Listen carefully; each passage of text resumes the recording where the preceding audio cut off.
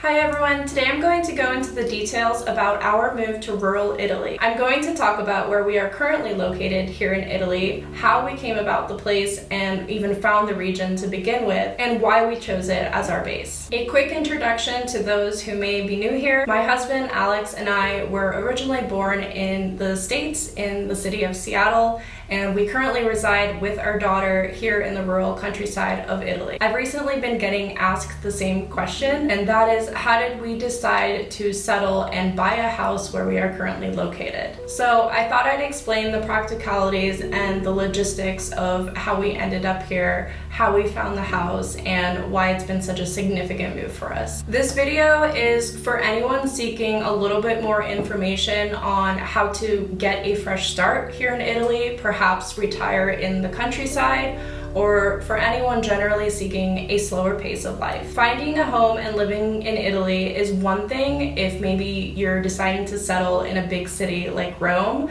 but doing it in the rural countryside of Italy is a very different thing. We chose Italy as the country that we want to live in and buy a house in because why not? There really is not a more meaningful reason beyond the fact that we really enjoyed the way that we felt while we were here. The country is obviously really diverse in its landscape, and being surrounded by beautiful nature is also really important to us. Plus, I guess the incredible food doesn't hurt either. The initial research of the house itself started probably where you might be now, and that's just on Google. It started for me just searching cheap homes in Italy and seeing where that takes me. I was starting to see that there were a lot of options that were really affordable, and that was really appealing to Alex and I. Our budget going into this, we wanted to spend less than $30,000 on a house, and we were quickly finding that that was actually really doable in Italy, particularly in specific regions. In terms of the websites that we used in order to find the real estate listings in Italy, we did use big sites like Idealista and Rightmove, which I think is a UK company. That did provide a lot of options, but there was a lot of sifting through those options in order to find exactly what we were looking for. We had a good idea of the criteria that we wanted this house to meet, and that is that it wasn't an apartment. That was kind of the most important thing for us. We wanted it to be a standalone house, meaning that we don't live in a unit in a bigger building shared with other people. As I started to scour these bigger websites, I started to notice the names of individual smaller real estate agencies. After I noticed the local agencies, I started going directly to their websites and just going through their listings. Because what I found is that some specific agencies specialize in a specific type of house, and if I did find an agency that only listed, let's say, homes for remodel or historic homes,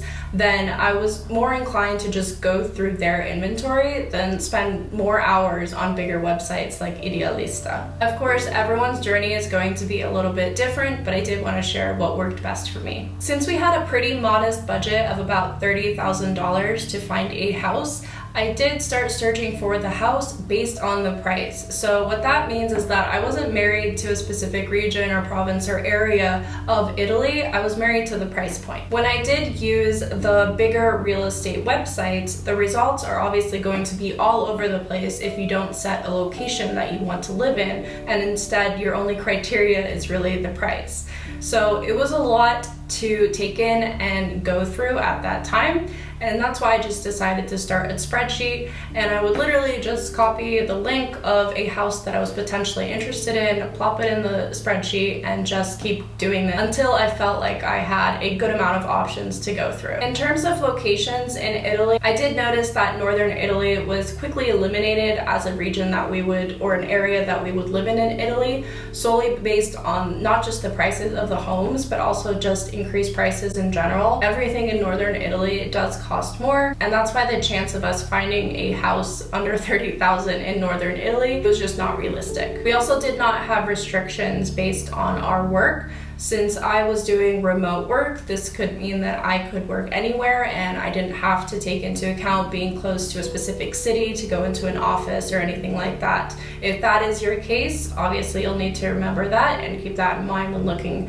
for a rural property in Italy. The other things that we were looking for when searching for a house was that it was located in a town. So we knew that we didn't really want to be off isolated in the countryside completely. For us, it was still important to be located somewhat near a town center. Obviously, I'm not talking about the downtown center of Rome or anything like that, but we still wanted to be within walking distance of being able to get bread, go to the butcher shop, get a haircut. So walking to these places was important, and we wanted a house that was not super far away or too remote. We also did plan on having a car throughout this process and also while living in Italy, so public transportation for us was not a huge factor. You'll find that houses are cheaper in really rural areas where there is no public transportation other than a bus, because it's just a bit inconvenient. Since we knew that we are going to continue traveling and getting around with our own car, this was not a factor for us. If you know that you are not going to be driving in Italy, maybe in the future or just off the bat,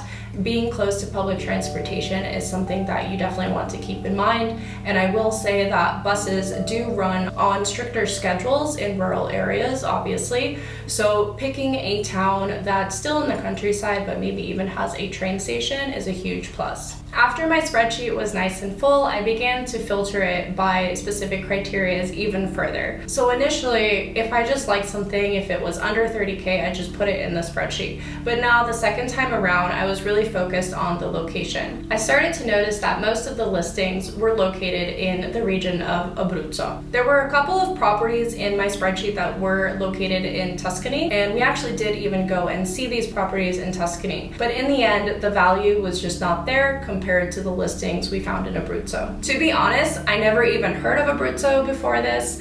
I didn't know where it was. Obviously, I then looked it up on the map, but it is not a region that most people know about. I think it's becoming a little bit more popular now and uncovered as kind of a hidden gem in Italy for both travelers and expats, because it is affordable, but also it kind of has everything that you might want in one region. And for us, it felt like it had the complete package because it has a lot of mountains, and specifically many of the hillside towns, the ones that we were looking at, were only like a 45-minute drive down to the ocean. So we have the mountains on one side and we have the ocean on the other. Abruzzo is also very authentic to me. As tourism increases throughout Italy, it becomes tougher and tougher to find genuine experiences, even in the countryside of Tuscany, where everything seems like it's catered towards some kind of retreat or wine tourism, and you don't have that heavy level of tourism here in Abruzzo, which is really nice.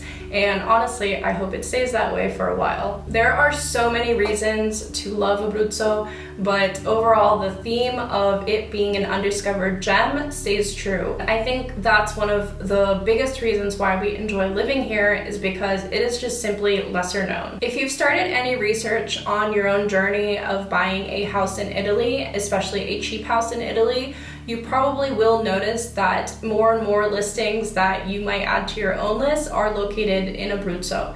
And that's just because in general, the properties here are much more affordable than what you will find in different regions. Even southern regions like Puglia are beginning to be more expensive because it is kind of a coastal destination. It's a beach destination. It's very popular in the summer. So it's not as common to find affordable properties there as you would here in Abruzzo. While a lot of people expect some extravagant story for why we chose to live in Abruzzo and buy a house here, it's just not the case for us. And personally, this is just our preference. We were very price driven. So we were going to go where we found the best value on a house. Again, going back to that spreadsheet, we really prioritized affordability. And even when we went to go see some pretty cheap houses, I think under 25,000 in Tuscany, the value just wasn't there. And we were able to find something a little bit bigger, a little bit in a better state in Abruzzo than we would in Tuscany. We were able to organize in-person house tours because at this time we were living in the Czech Republic, so we were able to just drive down and of course contact the real estate agents in advance and set up the showings. We first started with Tuscany, so we saw a handful of properties in Tuscany before making our way to Abruzzo and doing a house tour in those areas. Dealing with real estate agents in Italy is honestly pretty straightforward, and I think we were lucky to have a good experience, but I know this isn't the case for absolutely everyone who tries this process. Contacting and getting a hold of someone from a real estate agency in Italy is just a challenge alone. Most of the agencies that we found did speak English, and during the house hunting process, we spoke zero Italian at that point, so dealing with someone who spoke fluent English was not just necessary, but definitely an added level of comfort during the process that was so unknown to us at that point. I also know a lot of foreigners do buy houses after just having a video call with the agent, and while that's totally possible and you can probably see a lot through just a video call or even just a detailed video itself,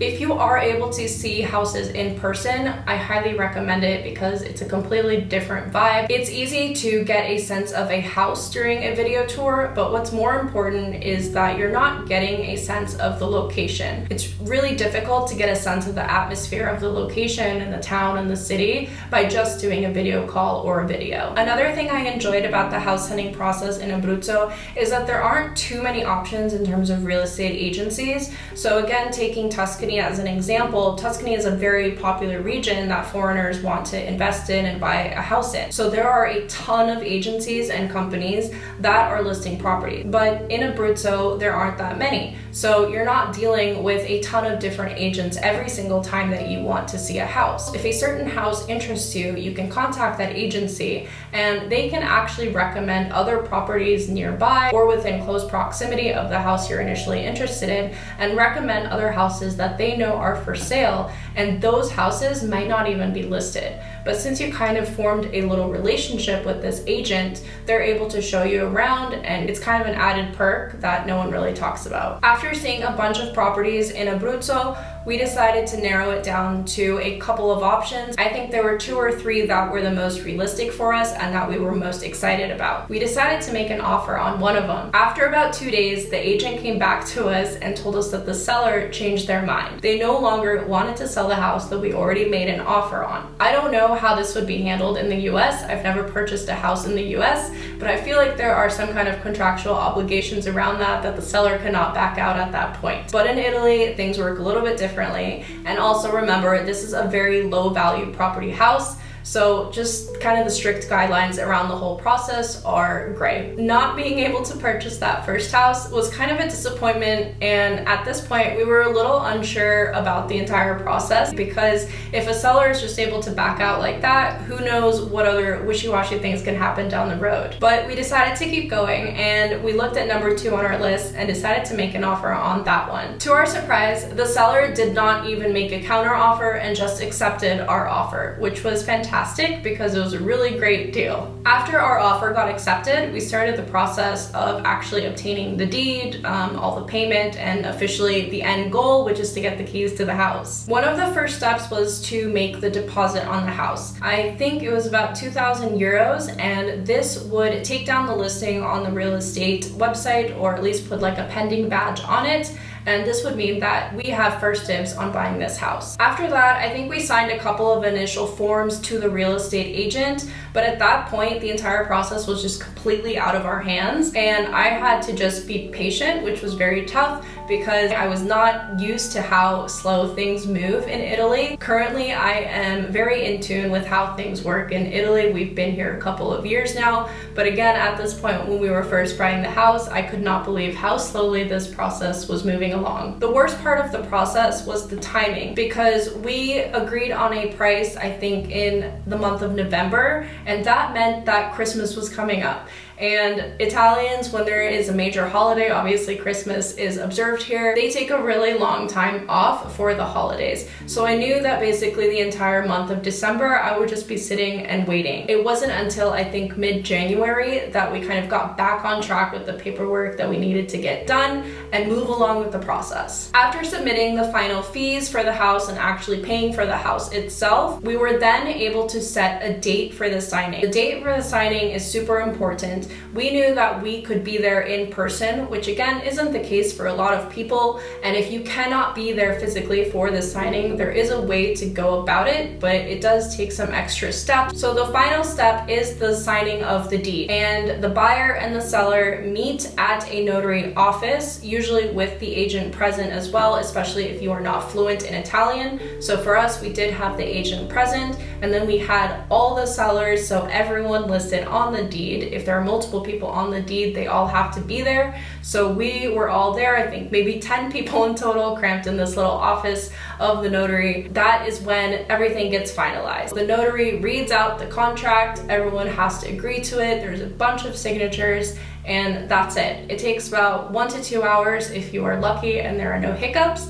But at the end of that, you get a temporary deed while the notary office has to process the real deed. And more importantly, you get the keys to the house. After we got the keys to the house, it was time to think about our transition to Italy. Just because we got the keys to the house did not mean that we went to go move into the house that same day. There's a couple of reasons for this, but the biggest one is that the house that we personally chose was not habitable. And of course, we knew this. We saw the state of the house during the initial walkthrough, and we actually even visited one more time afterwards, and we knew that we couldn't just move in, unpack our bags, and live there. So after getting the keys, we got back in our car and drove back to the Czech Republic, where we were based at the time. We took a little bit of time to regroup our thoughts up there. I started to make kind of renovation plans and just really figure out a game plan for when the next time we go back to Italy, we could execute what a renovation would look like that allows us to actually live in the house. I think we came back a couple months later to Italy to start renovation on the house, and we had to book an Airbnb about 45 minutes away from our actual house because there was nothing else available in a modest price range.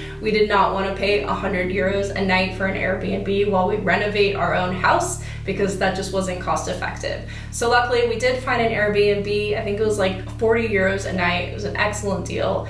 And we stayed there while Alex every single day went to go work on the house that we bought in order to make it a livable house, a house that we can actually live in and not just a construction site. For him to finish it in 2 months, I think is still an incredible feat. After the 2 months of renovation, we had to go back to the Czech Republic because we needed to pack all our belongings. We packed up mostly just clothes and some things like electronics and valuables. We did not take any furniture with us. We just felt like it wasn't worth cramming everything into our car, and we certainly weren't interested in renting a van or movers to move all this just like stuff that we can buy new. The cost just was not worth it. When we arrived in Italy, it was an amazing feeling once we actually got the entire family into the house and situated in the house. But we only got to enjoy the house for a couple of months because we were getting ready to pack up for a 2-month-long road trip to Turkey and Georgia. And we knew that we were going to continue traveling at this point. We did travel a lot before we chose to buy the house.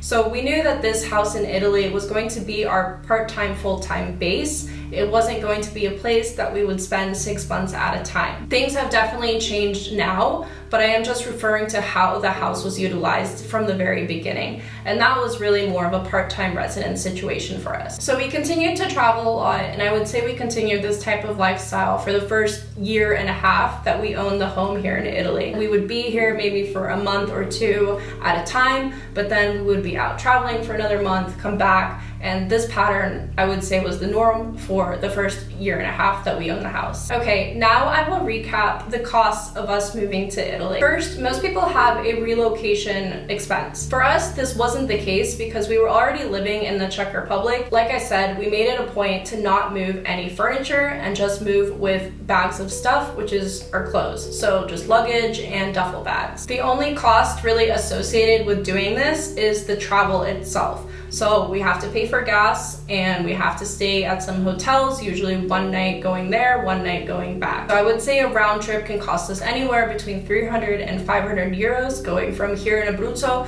to the Czech Republic. When it came to the actual home purchase and the associated fees, obviously there's the price of the home that you agree on, but then there are closing fees, which can be substantial, especially if you don't plan for them. There are the notary fees, the taxes, and the agency fees. Those are the three main buckets that you have to take into consideration when closing on the house in Italy. Other significant fees that I can think of are setting up utilities. If you are buying a cheap house in Italy, you're likely moving into a house that does not have current utilities set up. It doesn't mean that they're not present, but they do need to be restarted with the company. So to get possibly a new water meter, a new fuse box for your electricity, these types of utilities, and getting them restarted, there is a fee to do that. It's a one-time fee, but it does range from 100 to 300 euros per utility to do that. Then we had some temporary living expenses, and I'm really just referring to the Airbnb places that we had to find while renovating the house. If you do need to budget for where you are going to stay during the remodel of your house, it is possible to find places to stay in Abruzzo for under 50 euros a night. And that was our experience of moving to rural Italy in a nutshell. There are many different topics to unpack in everything that I spoke about. If you are looking to do something similar, I will say that it all comes down to finding the right information and, more importantly, knowing which questions to ask. The lovely thing about Italy is that no one's process and no one's experience is going to be exactly the same. We were lucky that our process was pretty manageable and accessible, which is why we want to share exactly how we did it and what happened, because our hope is that you too can have a similarly smooth experience. If any of you watching have more questions on any particular topic that I mentioned just briefly and you want me to expand more with information, then please let me know in the comments. I do want to make more helpful videos. I'll see you next time.